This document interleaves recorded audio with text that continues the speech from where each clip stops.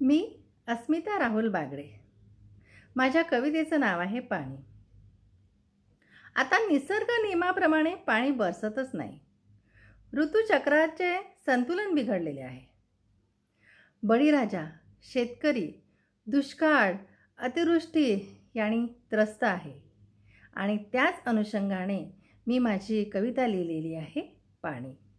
माझ्या कवितेला आपण लाईक आणि सबस्क्राईब कराल ही विनंती।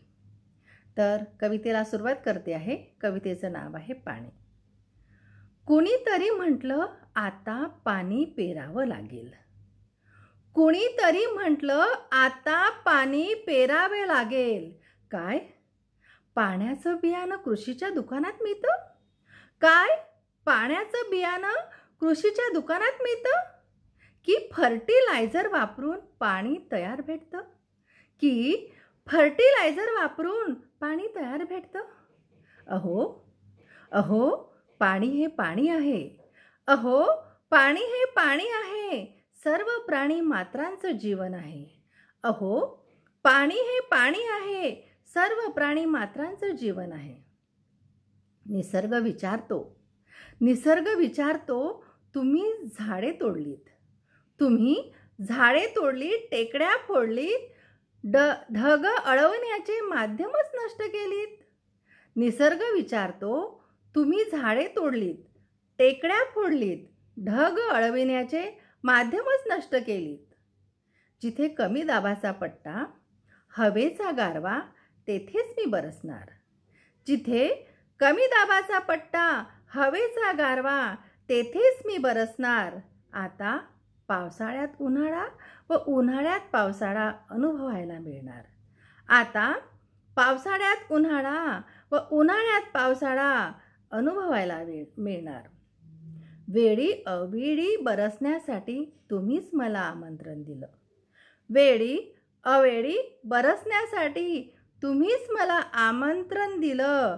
गरिबीत जीवन व्यतीत करण्यास बळीराजाला भाग पाडलं।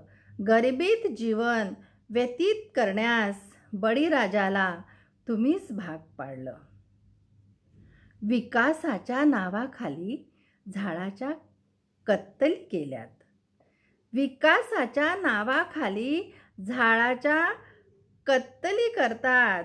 स्वच्छ सुंदर पाण्याला प्रदूषित करता। विकासाच्या नावाखाली झाडाच्या कत्तली करता।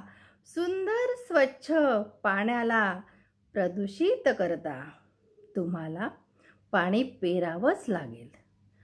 तुम्हाला पाणी पेरावंच लागेल। पर्यावरणाचा समतोल साधायचा असेल तर, पर्यावरणाचा समतोल साधायचा असेल तर पावसाचे पाणी जिरवावेच लागेल। पर्यावरणाचा समतोल साधायचे असेल तर पावसाचे पाणी जिरवावे लागेल। सिमेंट विटांच्या जंगलात पाण्याचे नियोजन करावेच लागेल। सिमेंट विटांच्या जंगलात पाण्याचे नियोजन करावेच लागेल।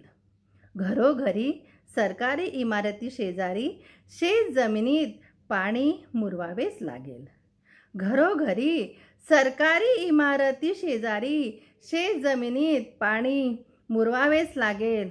कारण झाडे लावाल, जंगल वाचवाल तरच वाचाल। कारण झाडे लावाल, जंगल वाचवाल तरच वाचाल, नाहीतर पाण्या वाचून माणूस मेला अशी ब्रेकिंग न्यूज पेपरमध्ये वाचाल।